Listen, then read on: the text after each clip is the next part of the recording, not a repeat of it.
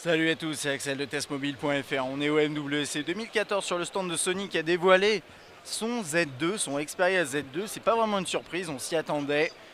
C'est une version vraiment updatée du Z1. Je vais d'abord passer par les specs et ensuite on va regarder le design et l'interface. On a un terminal qui est plus léger que le Z1, il pèse 158 grammes, c'est vraiment pas mal et on le sent quand on le tient dans la main. Il est toujours waterproof, dustproof, enfin résistant à la poussière et à l'eau, IP58. On a un écran qu'on voit là, vous inquiétez pas, je rentrerai dans l'interface après, 5.2 pouces, c'est du 1080 par 1920, ça lui fait 424 ppi, donc toujours des très beaux écrans chez Sony. Et là on a encore quelque chose de très intéressant, c'est du TFT. On a un appareil photo 20,7 mégapixels à l'arrière, c'est à peu près le même, d'après ce qu'on m'a dit, c'est la même optique. Sauf que elle filme également en 4K 30 fps et vous avez quand même un nouveau software derrière qui est a priori plus optimisé, mais ça on le verra lors d'un test.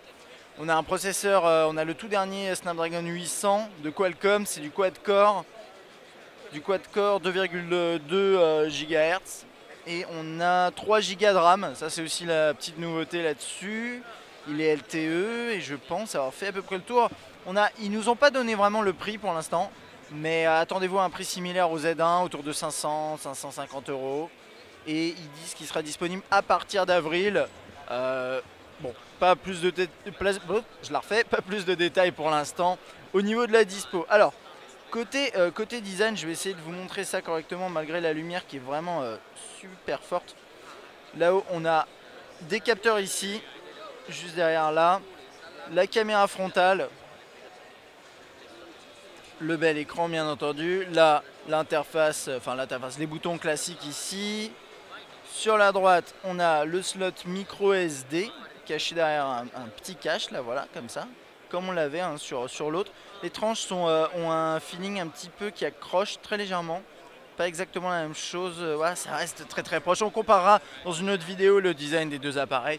On a la touche ici, on-off verrouillé déverrouillé, qui est assez petite. C'est vrai qu'avec le Z1 et même avec le Z tout court, on avait commencé à voir chez Sony des boutons comme ça sur le côté. C'est vraiment la marque de fabrique, mais qui était assez gros. Et là maintenant, ils sont en train de le rendre un peu plus petit. Touche de volume et touche dédiée pour l'appareil photo, ce qui est toujours très confortable. En haut, le jack 3.5. Alors, ce qu'on m'a dit, c'est qu'il y a un double haut-parleur et ça sort à la fois par en haut et par en bas, apparemment. Je vais essayer de vous montrer ça, voilà, ici et ici.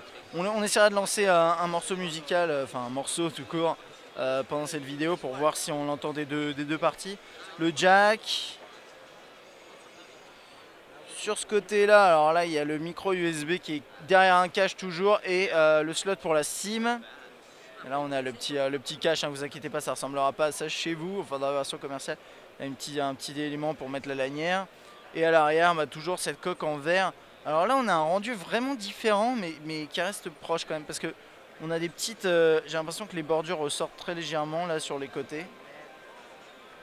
Et on a l'impression que le logo est un peu plus en profondeur dans l'appareil. Alors là, c'est une version noir-bleu, légèrement violette. Ça se voit pas forcément à la caméra, je pense. Je regarde autour de moi, je crois qu'il y a une version blanche également. Mais je la vois pas. Bon après, c'est pas grave. Mais ouais, normalement, il y a au moins deux variantes de couleurs. Et c'est à peu près tout. On va entrer dans l'interface. On déverrouille le terminal, j'ai vu qu'il y avait un accès rapide à l'appareil photo ici. On peut bien sûr lancer l'appareil photo rapidement en configurant en utilisant le bouton sur le côté. Anti-theft is running. Ok, donc on est protégé contre le vol. Là-haut, on a les notifications. L'écran est pas très lumineux, on dirait, mais il est quand même à fond là. Hein. Il est quand même à fond et je pense que c'est l'environnement lumineux qui fait qu'on a l'impression qu'il n'est pas très lumineux, mais quand même c'est un bel écran. Il y a un truc à savoir, c'est qu'ils ont vachement travaillé normalement sur leur angle de vue. Alors là ça va être très dur de vous montrer, mais a priori ouais, les couleurs restent les mêmes et c'est vrai, je le vois à l'œil nu, c'est à peu près le cas. Alors là-haut on a les notifications. Ensuite sur la colonne de droite on a les quick settings. Donc Wi-Fi, auto-rotate, ce genre de choses. Je pense que ça fonctionne, ouais, à deux doigts. Là on a quelques widgets, là-dessus c'est du classique. Hein. Je vais rester appuyé pour voir ce qu'on nous propose. Voilà cet écran là, qu'on connaît déjà avec widgets, apps, etc. Multitâche. Le bouton fermer tout me semble nouveau. Tout est super actif, ça marche bien. Menu principal, alors là on a les applications les plus utilisées, vous avez vu. Si je fais ça, j'ai le menu. Mais je peux très bien afficher ça par ordre alphabétique. Ah, on a des petits effets, des nouveaux. Ça c'est nouveau ces petits effets là. Et installed, je regarde, on peut désinstaller, mais bon ça c'est quelque chose qu'on connaissait déjà. Pas forcément natif sur le Z1, mais je crois que c'est après une mise à jour qu'on l'a vu. Juste aller voir dans les paramètres s'il y a des trucs, ils sont là, voilà. Wi-Fi, Xperia Connectivity, One Touch Setup, Throw, DualShock, ouais non ça c'est toutes ces connexions. Je regarde juste s'il y a des trucs qu'on connaît pas. Hein. SMS App, ça on peut le régler hein, parce que c'est depuis les dernières versions d'Android. Personnalisation, qu'est-ce qu'on a? Xperia Themes. Des thèmes Xperia, ouais quelques-uns. On peut rajouter des thèmes. Ok, via Sony Select, bon ça on le verra lors du test. Smart Call Handling, Answer Reject Call, ok ça si on le retourne, ça peut refuser un appel ou accepter. Attendez. Non, et éteindre l'alarme, pardon.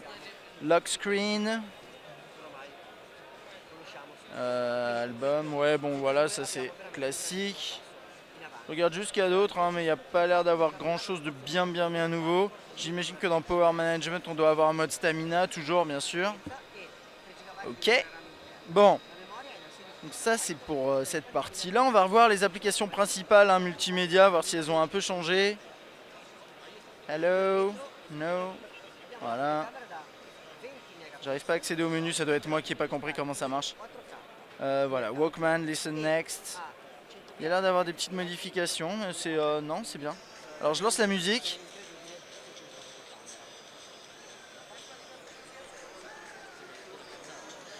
Oh! Alors en fait je me suis trompé dans le début de la vidéo, je me suis rendu compte que en fait ça c'est vraiment un micro secondaire, ça c'est le micro principal. Le haut-parleur il est caché là. Alors ça se voit très mal, je vais essayer de zoomer un peu pour vous montrer. Vous voyez la petite fente là, voilà.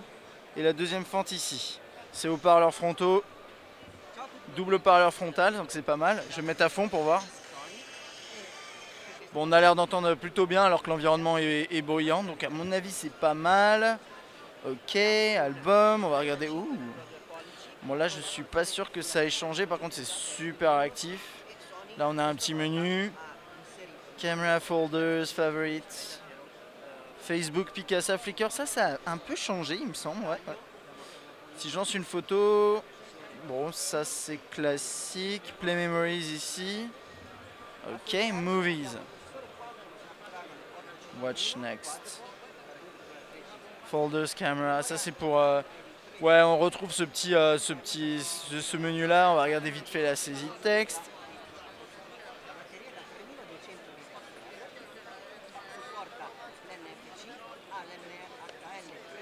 Ok, bon ça marche bien, à vue de nez là comme ça. À vue de nez, à vue... je vois pas avec mon nez a priori, à vue d'œil. What's new, life log, ça c'est pour le lien avec la nouvelle montre, etc. Ça c'est le système de log fitness. Je pense qu'on a fait le tour, juste regarder l'interface de l'appareil photo, voir ce qui a potentiellement évolué. Le switch là, non, a priori ça n'a pas trop bougé. Anti-motion blur, landscape.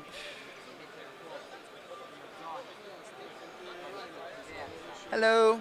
Non, mais il n'y a pas l'air d'avoir... Alors, le seul truc, bon, un truc important qui a changé.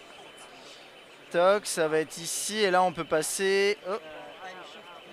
Alors attendez, normalement on peut filmer en 4K. Je dois peut-être me tromper quelque part. C'est peut-être pas implémenté sur ces appareils-là, je ne sais pas, il y a un truc qui m'échappe là. C'est pas grave, j'ai sûrement loupé quelque chose, mais normalement il filme en 4K. En tout cas, c'est ce qui est écrit dans les specs. Bon, soit, je regarde juste si je loupe pas une option. Ça m'arrive souvent quand je fais mes prises en main de louper un truc qui est vraiment évident, mais là j'ai pas l'impression. Bon bref, c'est pas grave, mais normalement c'est le cas. Puis bon, pour reprendre une photo, hein, là je prends une vidéo surtout. Voilà. No.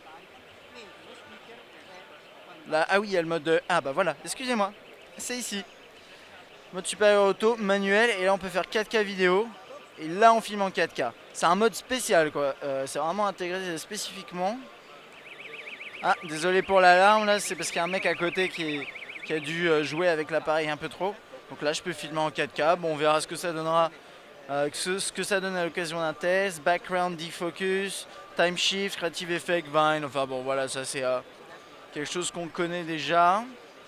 Je pense avoir fait le tour. Hein. C'est un appareil qui est plutôt séduisant. Après, ça a l'air d'être un bon successeur du Z1.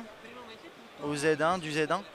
Mais est-ce qu'il est réellement révolutionnaire? Est-ce qu'on s'attend forcément à quelque chose de plus que ce qu'il y a vraiment sur le Z1? Pas forcément. Ça je sais pas, je peux rien faire avec ça. Mais bon, c'est un appareil qui est plus léger, qui a un très beau design, qui est waterproof, etc. etc. Donc c'est un bel appareil dans tous les cas. L'interface est très intéressante. Elle a un petit peu évolué, mais pas trop. Si vous avez déjà, je pense, le Z1, je pense que c'est pas forcément très intéressant. Après, à voir, hein, en fonction de votre budget, en fonction de vos besoins. Si vous êtes amoureux du Z1 et que vous l'avez cassé, par exemple, ce genre de choses. Mais si, par contre, vous aviez envisagé de prendre un Z1, désolé encore pour le bruit, mais et que là, vous attendiez peut-être le successeur, bah écoutez, le voilà. Et il promet de bien marcher commercialement, je pense, parce que c'est un beau terminal. Voilà, allez, à bientôt.